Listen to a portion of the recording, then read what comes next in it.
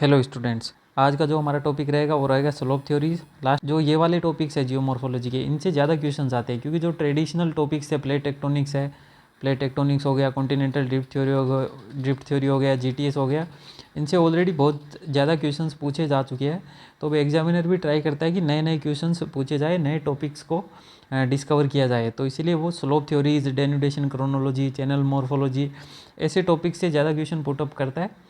फिर स्टूडेंट को लगता है कि ये सारे क्वेश्चन आए कहाँ से, यही समझ में नहीं आता। तो हम स्लोप थ्योरी को आज डिटेल में देखते हैं, कौन कौन सी थ्योरीज है और उसमें क्या क्या कॉन्सेप्ट्स दिए गए हैं। सबसे पहले स्लोप की डेफिनेशन। यहाँ पे स्लोप जो नॉर्मली हम मेजरमेंट के लिए यूज़ करते हैं, उस स्लोप से यहाँ स्लोप डिफरेंट कॉन्सेप्ट के रूप में यूज़ किया गया। स्लोप की डेफिनेशन क्या रहेगी यहाँ पे? Slope is an upper sedimentary loose layer of highlands which are dynamic and undergoing constant physical and biochemical changes by geomorphic processes. So geomorphic processes के जरिए जो अर्थ की अपरमेस्ट या फिर अपर सेडिमेंट्री लूज लेयर होती है, उसमें जो कंटिन्यूसली ट्रांसफॉर्मेशन होता है, या मानी उसका जो इरोजन होता है, फिर कहीं पे डिपोजिशन होता है। तो ये जो प्रोसेस है कि इरोजन किस तरीके से हो रहा है और उसका डिपोजिशन किस तरीके से हो रहा है, इसको स्लोप नाम दिया गया है ज्योग्राफी में। स्लोप के टाइप्स क्या रहते हैं? जेनेटिक क्लासिफिकेशन में स्लोप टेक्टोनिक स्लोप होता है, इरोजनल स्लोप होता है और डिपोजिशनल स्लोप होता है। पेंक अपने कॉन्सेप्ट में साइक्लोप इरोजन में स्लोप को डिफाइन करता है, 3 पार्ट्स में डिवाइड करता है। एक वैक्सिंग स्लोप होता है, यूनिफॉर्म स्लोप होता है और वेनिंग स्लोप होता है। सेविजियर, वुड्स एंड सेविजियर ने भी इसको क्लासीफाई किया था। सेविजियर ने इसको डिवाइड किया concave slope, convex slope, convex मानी ऐसे जो डायरेक्ट होता है, स्कार्प या वर्टिकल स्लोप, जो स्कार्प फीचर बनता है इसमें, डेब्री स्लोप और कॉनकेव स्लोप इस तरीके से cave formation, concave valley slope. So theories में फर्स्ट थ्योरी है slope decline theory. Slope decline theory दी थी डेविस ने। इसमें जो मैकेनिज्म ऑफ स्लोप चेंज होता है डेविस के साइक्लोप इरोजन में, वो स्लोप डिक्लाइन था by down wasting of geo material. मानी जियो मटेरियल होता है उसका डाउन वेस्टिंग होता है, उसकी कटिंग होती है और वो नीचे की तरफ आता है। जैसे ये कोई माउंटेन है तो यहाँ पे इसकी कटिंग होगी, ये मटेरियल नीचे की तरफ आएगा, यहाँ पे इसका डिपोजिशन हो जाएगा। तो ये हो गया स्लोप डिक्लाइन हो रहा है इसका। Every high angle is replaced by every low angle slope. Crest of mountain eroded by soil creep, materials are down wasted deposited in the valley. Down cutting materials are not transported by the reverse.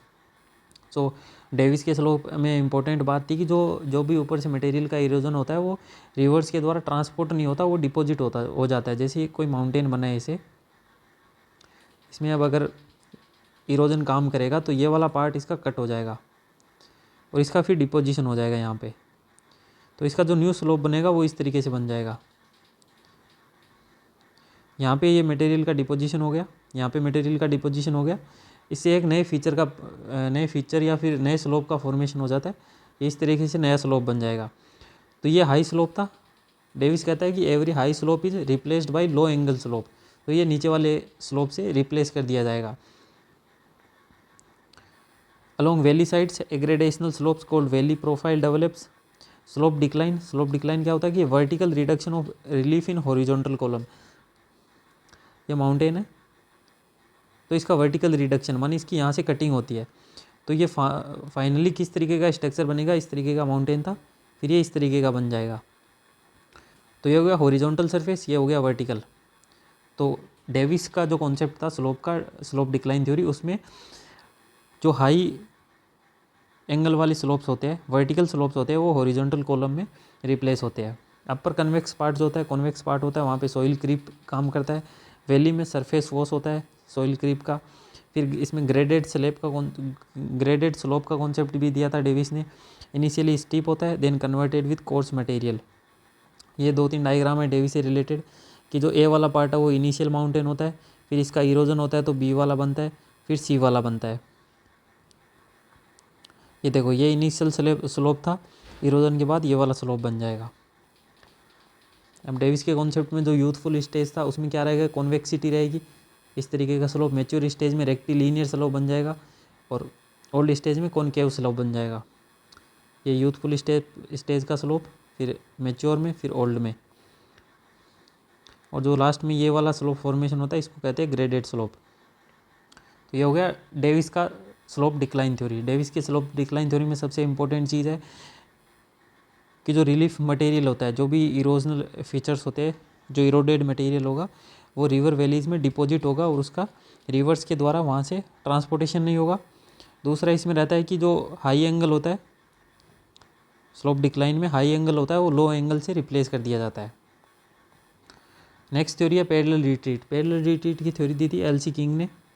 It refers to mechanism of reduction of slope relief from high angularity to almost flat and featureless plains. इसमें every vertical slope is replaced by another vertical slope from below. Davis के concept में था कि जो vertical slope था वो horizontal column से replace हो रहा था, जबकि एल सी किंग के स्लोप थ्योरी में पैरेलल रिट्रीट हो रहा है। जो भी वर्टिकल स्लोप है, जैसे इस तरीके का कोई वर्टिकल माउंटेन है, ये वाला पोर्शन इसका जब कटेगा नीचे गिरेगा तो ये वापस वर्टिकल स्लोप से रिप्लेस हो जाएगा आगे वाले पोर्शन में इस तरीके से। तो इस तरीके से इसका इधर वाला पार्ट नीचे गिरता जाएगा, जो नया फेस सामने आएगा वो अगेन वर्टिकल स्लोप के रूप में ही होगा। पैरेलल रिट्रीट बिगिन होता है स्कार्प और फ्री फेस पे। स्लोप एंगल रिमेंस कांस्टेंट, इसमें स्लोप एंगल कांस्टेंट रहता है। डेविस के कॉन्सेप्ट में स्लोप एंगल चेंज हो रहा था, हाई एंगल जो था वो लो में कन्वर्ट हो रहा था। Geo material is washed at back of retreating slope in valley which is called back wasting. Debris replaced by rivers, so no deposition in the valley. Davis के कॉन्सेप्ट में जो मटेरियल था वो डिपॉजिट हो रहा था और रिवर्स के द्वारा ट्रांसपोर्ट नहीं हो रहा था, जबकि यहाँ पे रिवर्स के द्वारा जो मटेरियल है उसका ट्रांसपोर्टेशन हो जाता है। It operates on vertical columns. Parallel retreat will took place in all climates. अब पैरेलल रिट्रीट फ्री फेस में इस तरीके से होता है जैसे कि फ्री फेस है, तो इसमें ये वाला पोर्शन जब नीचे गिरेगा तो वापस अगेन यहाँ पे आगे वर्टिकल कॉलम में आएगा, उसके बाद आगे अगेन वर्टिकल कॉलम आएगा, वर्टिकल कॉलम आएगा। ऊपर वाला पार्ट होता है उसको कहते हैं कॉन्वेक्स स्लोप, फिर फ्री फेस, फिर डेब्री स्लोप, फिर कैविटेशन। ये अपर एलिमेंट हो गया, ये वैली स्लोप हो गया। यहाँ पे काम करता है बैक वास्टिंग, डिपोजिशन नहीं होता, पेडिमेंट्स का फॉर्मेशन होता है। ये हो गया एल सी किंग का slope theory. Third slope theory है by Alan Woods, Savigear and Alan Woods के द्वारा। इसमें क्या होता है कि अपर कॉन्वेक्सिटी, ये एल सी किंग के जैसा ही स्लोप थ्योरी थी। अपर जो कॉन्वेक्सिटी होगी उसमें होगा समिट और सोइल क्रीप वाला कॉन्सेप्ट काम करेगा। मिडल फ्री फेस होगा, मिडल फ्री फेस में debris, free slope development begins at free face in the form of parallel retreat.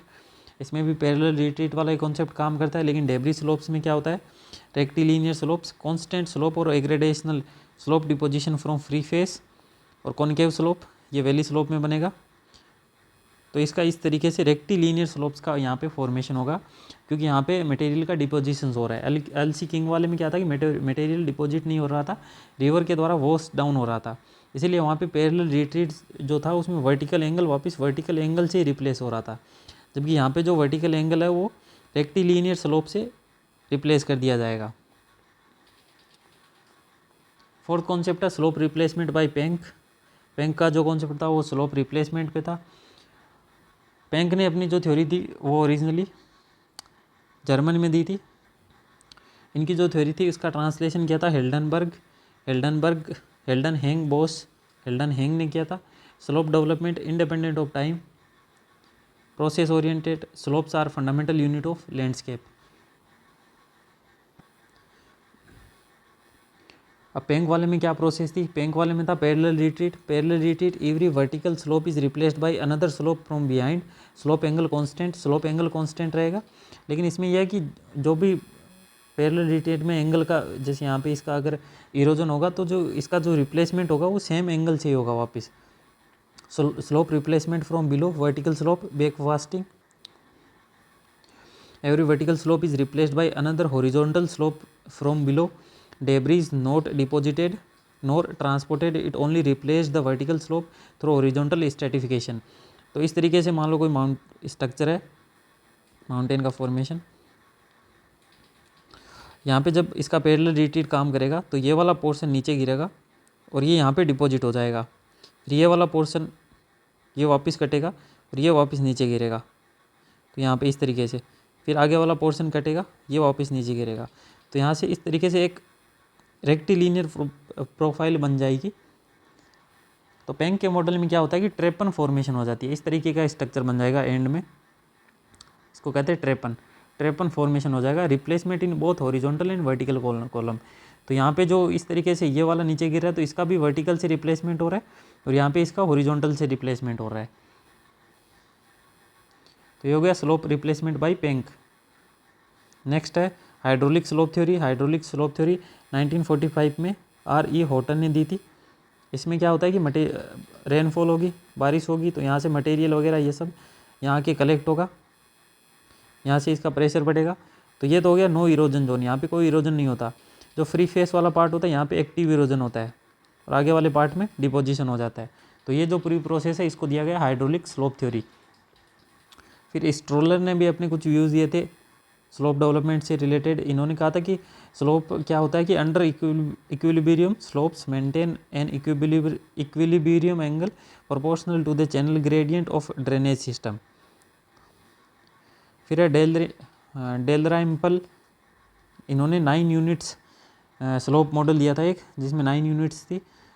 इसमें भी इन्होंने स्लोप से रिलेटेड कुछ कॉन्सेप्ट्स एक्सप्लेन किए थे। मेन जो हमारी थ्योरीज है वो है डेविस की स्लोप डिक्लाइन थ्योरी। फिर है एलसी किंग की parallel retreat theory. Woods and सेविजियर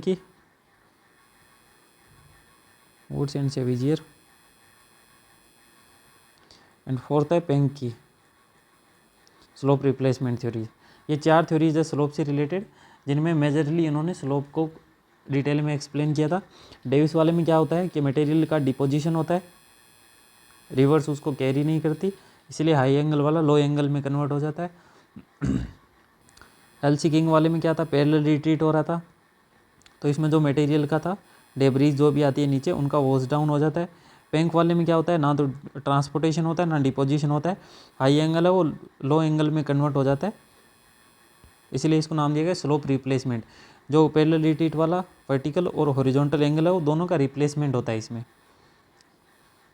ये 4 इंपॉर्टेंट स्लोप से रिलेटेड थ्योरीज होगी। अब लैंडस्केप डेवलपमेंट से रिलेटेड कुछ कॉन्सेप्ट और थे, जैसे इरोजनल सरफेस में हमें याद रखना है कि जो डेविस है वो अपने कॉन्सेप्ट में बताता है कि जो एंड सरफेस बनेगा, इरोजनल सरफेस बनेगा, उसको पेनी प्लेन कहा जाएगा। तो उन्होंने पेनी प्लेन नाम दिया गया था। ये क्या होता है, product of temperate and humid climate. फिर slope decline and down wasting of material, ये हम स्लोप थ्योरी में कर चुके हैं। रिवर प्रोफाइल ऑफ इक्विलिब्रियम, तो डेविस के कॉन्सेप्ट में जो इरोजनल सरफेस बनेगा उसको नाम दिया गया पेनी प्लेन। वही एलसी किंग का जो साइकिल था उसमें जो एंड प्रोडक्ट बनेगा उसको नाम दिया गया pediplain. End product of arid and semi arid savanna cycle of erosion. Third था हमारा पेन प्लेन, ये क्रिक में का साइकिल था। क्रिक में के साइकिल में जो एंड प्रोडक्ट बनेगा उसको नाम दिया गया पेन प्लेन। इसमें पैरेलल रिट्रीट, लेटरल इरोजन, ये सारे कॉन्सेप्ट काम करते हैं। क्रिक में का साइकिल ऑफ इरोजन, इसको नाम दिया गया था पेनी प्लेनेशन साइकिल। फिर एंड रम्प, ये था पेंक का जो साइकिल ऑफ इरोजन था उसका एंड पार्ट। ईच प्लेन क्या होता है, डीप वेदरिंग से जो प्लेन्स बनते हैं। स्क्री प्लेन्स क्या होता है, जॉइनिंग ऑफ अलुवियल फैंस के अलुवियल फैन जो बनता है उनको जब ज्वाइन करेंगे उससे जो बनेगा उसको कहा गया स्क्री प्लेन्स।